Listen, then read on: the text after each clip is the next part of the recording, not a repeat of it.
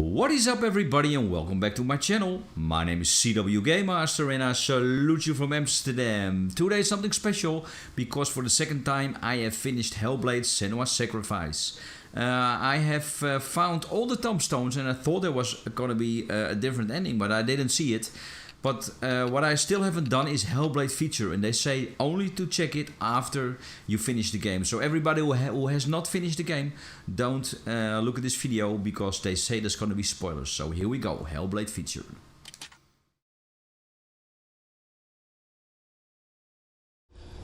Stormy seas and lost souls. Who is it? She's dreamt of this before. It's coming. Is it? Is it? Is it? They say dreams are visions of our memories, thoughts and fears, as seen by our inner eye.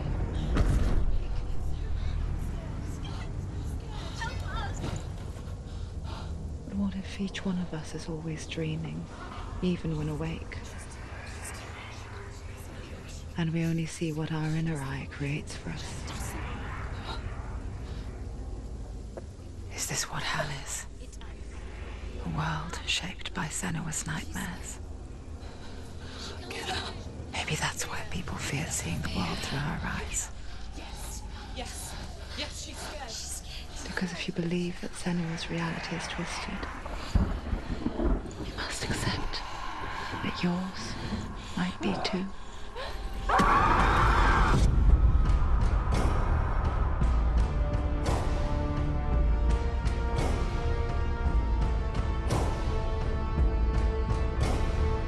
Hellblade Senua's Sacrifice is a video game about Senua, a Celtic warrior on a vision quest into Viking territory. But what sets our hero Senua apart is that she suffers from severe psychotic mental illness. He knows she's getting closer. He can feel her coming closer. She's getting closer. They're watching. The original idea for Hellblade was to create a classic hero's journey, a journey of suffering, but one where the fantasy world is not another planet or alternate universe, but a world that is constructed in Senua's mind. But to do so would mean putting psychotic mental illness at the center of the experience, a subject that is still considered taboo, and a challenge that was both terrifying and exciting in equal measure. In Hellblade, the starting point was a newly discovered Celtic goddess called Senuna in Ashwell, Hertfordshire. When first discovered, her name was thought to be Senua, a name which I liked and kept. I wondered if Senua might have been a Celtic warrior like Boudica who stood up to the Romans. While the Romans had conquered all of Europe, there was a group of Celts up in the furthest reaches of the Roman Empire that could not be conquered, the Picts. And so the Romans built a wall, called Hadrian's Wall, that spans across Britain from sea to sea to keep the Pictish barbarians at bay. The Picts were known for their war paint, painted on with woad, and their matted hair clumped with lime. And so Senua would be a barbarian Pict in this image. What's your name? Senua. I haven't seen you before. I don't live home much. Oh, Zeno's daughter. I have to go. Wait.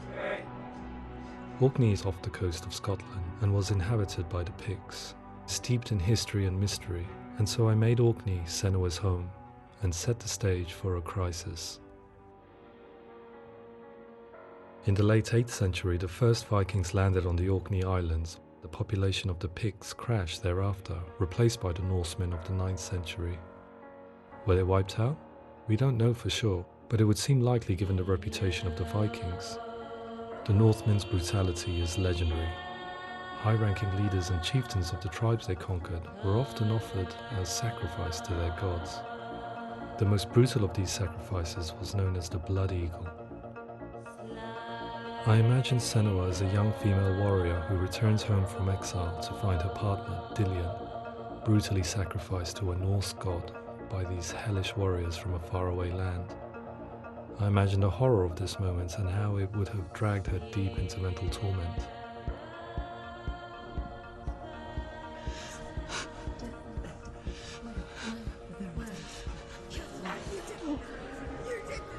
No!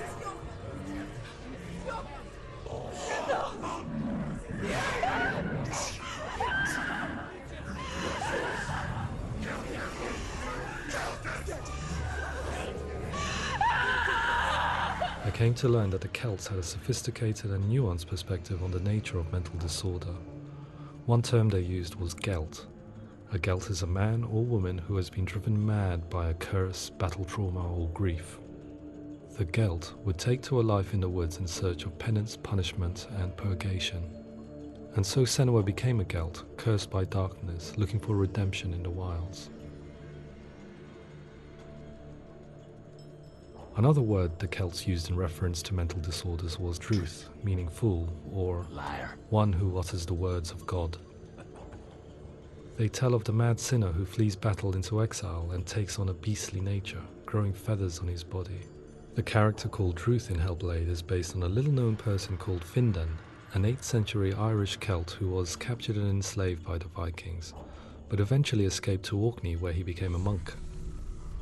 I will tell you my stories of hell, if I may walk with you. Upon meeting Senua, it would be his stories that fuel her quest deep into their world of gods. The Northmen say the world will come to an end.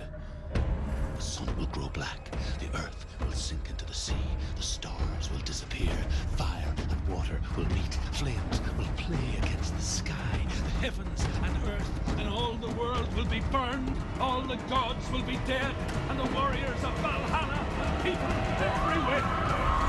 Senua, prepare yourself for Ragnarok, for it is nigh.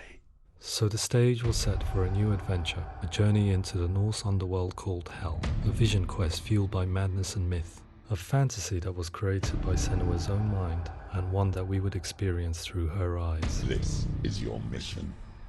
This is your quest. There is nothing else left.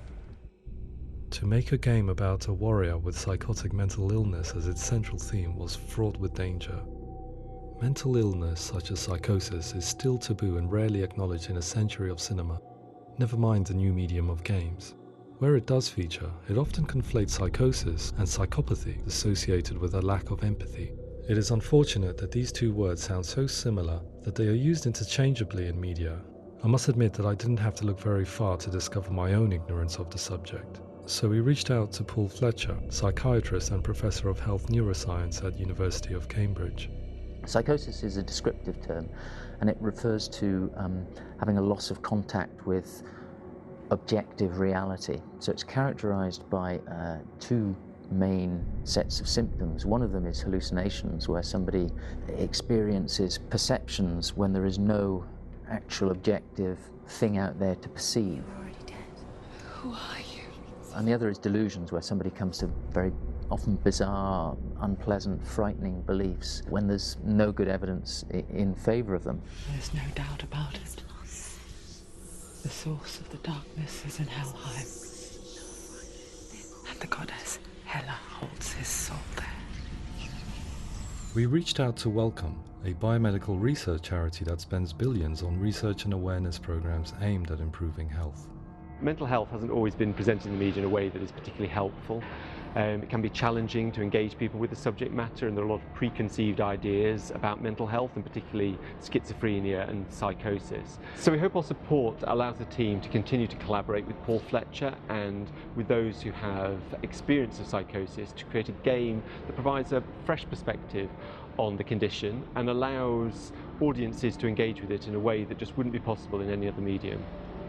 What started out as a brief consultation convinced me that we were only scratching the surface of an immensely deep and interesting subject that could enrich and change the very nature of the game. That's cool. Thanks so much for coming in. Pleasure. Thanks. It's really interesting for me. I'd love to be involved. I think it's fascinating.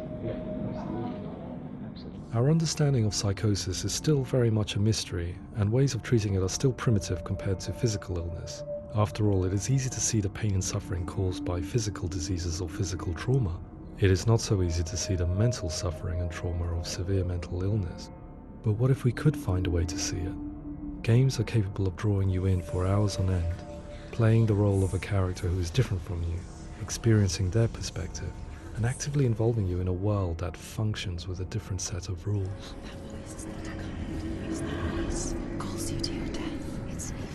If we were to represent Senua's psychosis, we would have to simulate voice hearing, a common attribute. But how can we simulate something we have no first-hand experience of? Professor Charles Fernyhough, a leading expert in voice hearing from Durham University, offered his help. Hearing voices is an experience that is usually associated with severe mental illness, and crucially we know that hearing voices is a part of ordinary life for many people who don't meet the criteria for mental illness. Yeah. Oh, that's not him in real life. We know voices vary according to where they appear in space. Voices can appear far away in the distance, they can appear right there in your ear, they can seem to be coming from inside your head. Based on the information Professor Fernyhough provided, I put together a sound brief and invited some actors to the studio. We recorded the actors using a binaural microphone, which records the 3D spatial position of sound, replicating the way sound is heard by human ears. It gives you an incredible sense that the person you are listening to is right there beside you. Can't see how she's going.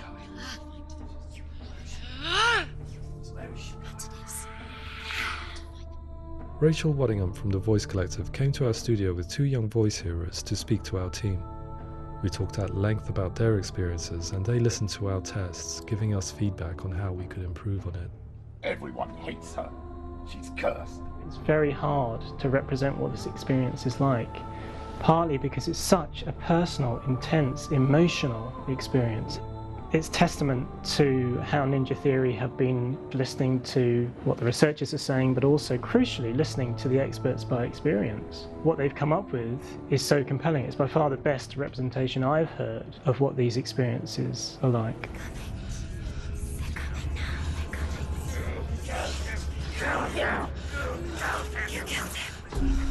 Other common attributes of psychosis are visions and flashbacks. We met with Recovery College East, who work with and care for people recovering from severe mental disorders.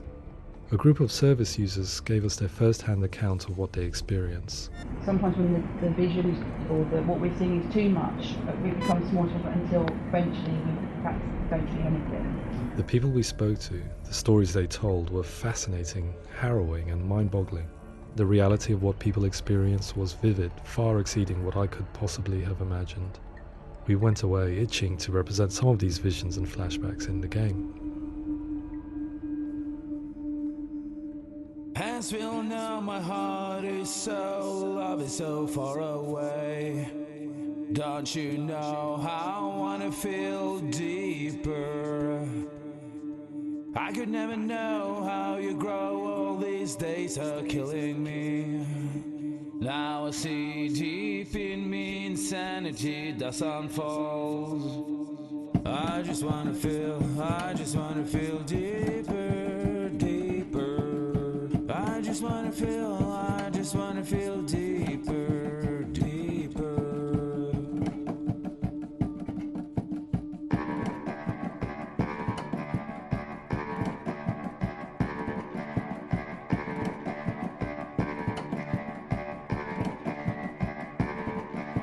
As we all know, my heart is so, love is so far away. Don't you know how I wanna feel deeper? I could never know how you grow, all these days are killing me. Feel like this, read like this, I just wanna live, that's all. I just wanna feel deeper, deeper. I just wanna feel deeper, deeper.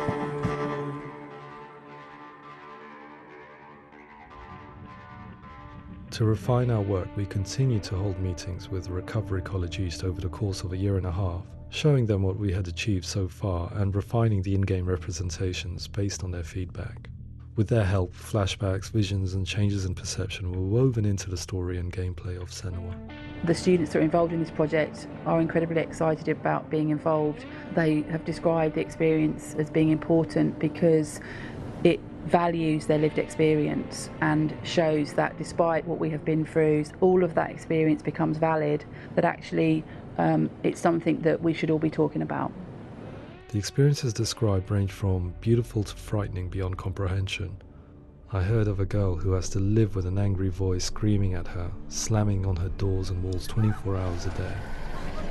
I met someone who would often see hanging corpses in the room, so real that she would sometimes try to rescue them.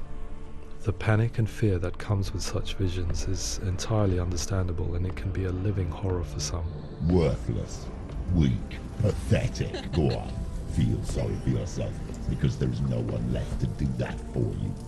I was urged by one fellow that we should not shy away from showing this horror, and so I was perpetually torn in making Hellblade. Had we gone too far with our representations, or not far enough? Broken and lost. Just like your soul. Come on.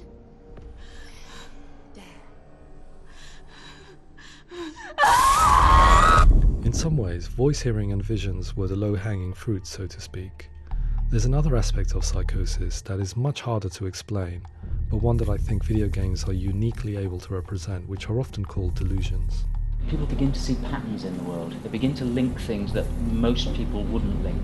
Most of the things that we might think would be coincidence or, not worth commenting on. Nevertheless, that might have a particular salience or importance for them.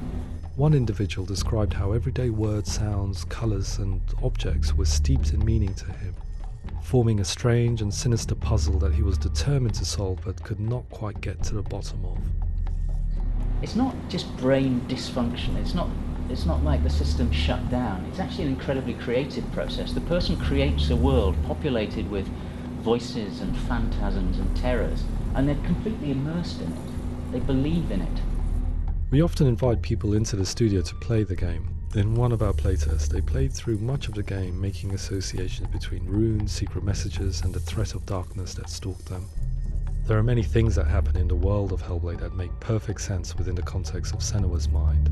The dark rot that's killing her slowly from within, the secret runes of the gods that block her path to Helheim, and strange associations that exist in the game to confuse you. To complete Senua's quest, you have to internalize and accept the logic and meaning behind these things to progress. Afterwards, they said that they didn't see much evidence of mental illness in the game. People with delusions of all sorts would argue the same thing, that they are not aware of their experience being abnormal in any way. I need this sword. It's important. Representing perception changes and thinking patterns within Hellblade gives us a set of symptoms common in psychosis. But people with lived experience were keen to emphasize another point, that it is wrong to define a person by their symptoms. Quite often, the illness comes not from the symptoms, but from the stigma, isolation and mistreatment that comes about from the rest of society. They say that I'm cursed. What if they're right? I needed someone to portray Senua, someone who could believably internalize her suffering.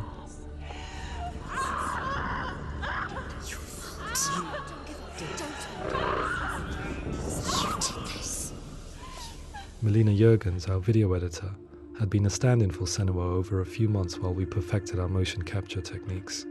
Without realizing it, she had already auditioned for the role, and I knew her well enough to know that I didn't have to teach her to act, but to relive her own internal pain. As often is the case, those who have suffered mental anguish are never far from us.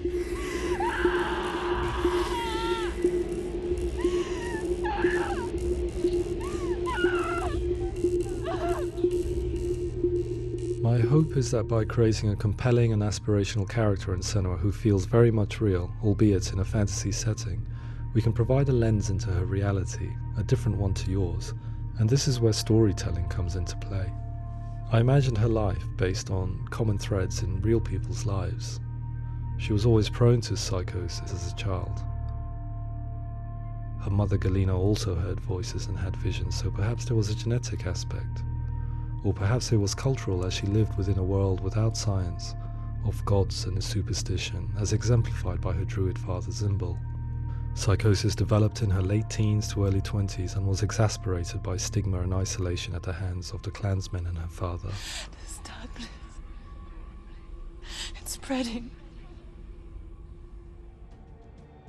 The trauma of seeing her lover Dillian sacrificed tips her over the edge, making her remodel her reality around a concept that connects everything: the darkness. So the question, is what Senua experiences real? Can only be answered by saying, yes, it is real. It is her reality. All of her suffering will have been for nothing. It's just a matter of time.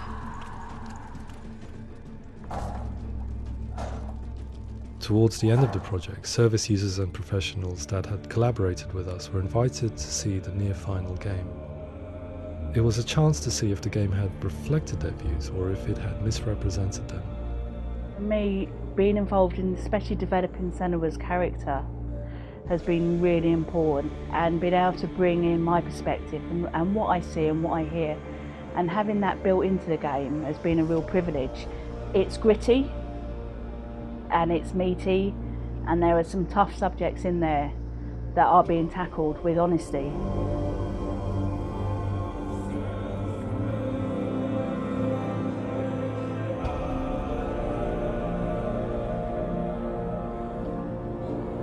I was blown away by it today, absolutely blown away. It was just fantastic to get the opportunity to use our lived experience in a very creative way.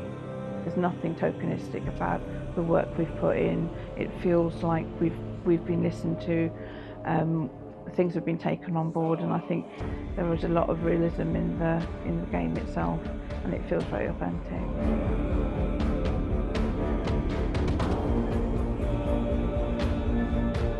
Hellblade will give people a good experience of what it's like to hear voices and have those experiences.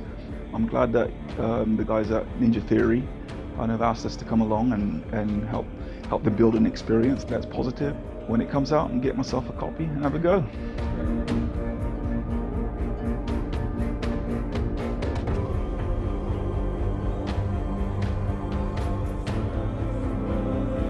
I think all the way through I was really inspired by how the conversations have translated into the game in a way that I think I didn't imagine was possible. So wonderful, really wonderful.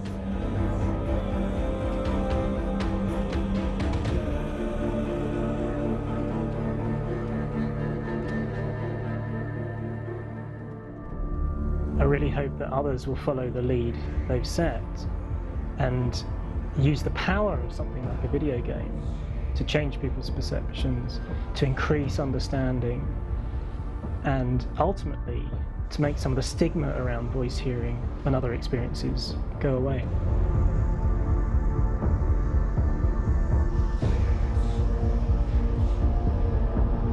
For me, it was really exciting to see something that I explore scientifically being represented so beautifully in a character who's trying to penetrate the mysteries of the environment in which they've been placed, with all of this strange uncertainty and noise and conflicting information that they're getting. I'm very excited by this way of trying to represent mental illness, because I think it actually might be offering us insights that we wouldn't get from pure scientific explorations, and actually giving us quite an empathic view of what it might be like.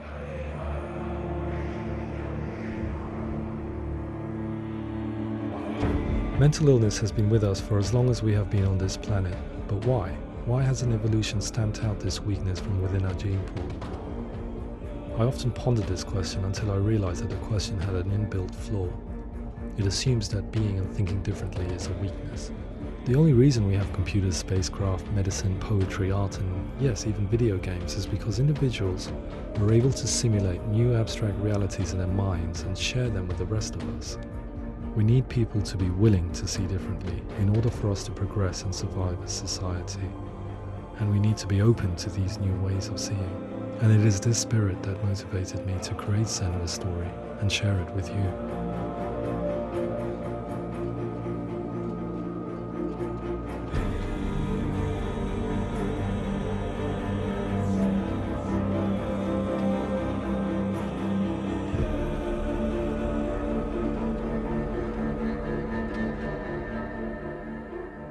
Wow, it's very good to see how in-depth I went to make this game. Well, that's the feature of Hellblade.